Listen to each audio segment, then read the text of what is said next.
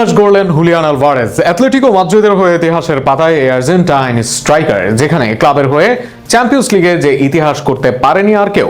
এই মুহূর্তে আলভারেজ যেভাবে খেলছেন তাতে তাকে সেরাদের সেরা স্ট্রাইকার বললেও ভুল হবে না। আলভারেজের রেকর্ড ও তার সেরা স্ট্রাইকার হওয়া নিয়ে থাকছে প্রতিবেদন।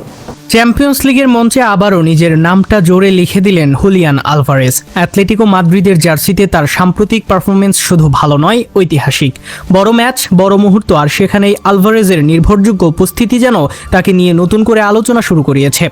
আর সেখানেই প্রশ্ন, এই মুহূর্তে কি তিনিই বিশ্বের সেরা স্ট্রাইকার? আলভারেজের খেলার সবচেয়ে বড় বৈশিষ্ট্য হলো তার ভার্সেটিলিটি বা বহুমুখিতা।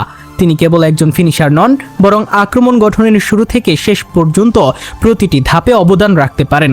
তার positioning, of the ball movement এবং প্রেসিং সবকিছু মিলিয়ে তিনি আধুনিক ফুটবলের পূর্ণাঙ্গ স্ট্রাইকারের প্রতিচ্ছবি। এ কারণেই তিনি শুধু গোল করেই থেমে থাকেন না, বরং দলের খেলার নিয়ন্ত্রণেও রাখতে পারেন ভূমিকা।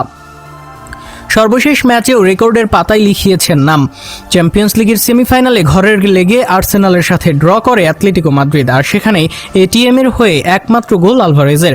সেই গোলই রেকর্ড করলেন ক্লাবটির হয়ে। এই মৌসুমে চ্যাম্পিয়ন্স লিগ গোলের অঙ্কে 2-এর কোটা ছুঁয়েছেন আলভারেজ, যা আগে করতে পারেনি কোনো অ্যাটলেটিকো খেলোয়াড়। চ্যাম্পিয়ন্স লিগে এর আগে বার্সেলোনার সাথে কোয়ার্টার ফাইনালে দেন 1 গোল।